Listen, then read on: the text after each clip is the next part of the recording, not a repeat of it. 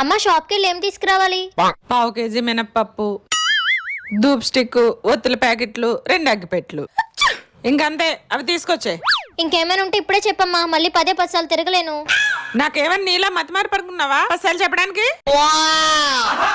ఇదిగో 10 రూపాయల పలుకులు కూడా తీసుకురా అమ్మా. శనగపిండి కూడా తీసుకొచ్చి అమ్మా.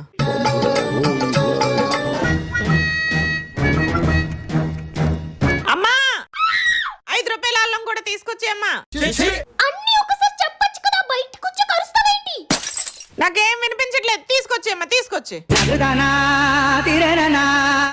కరివేపాకు మర్చిపోయినట్టున్నానే. మళ్ళీ వస్తుంది, ఇంకేం గుర్తొచ్చిందో. వెళ్ళిపోయినట్టుందే పాప.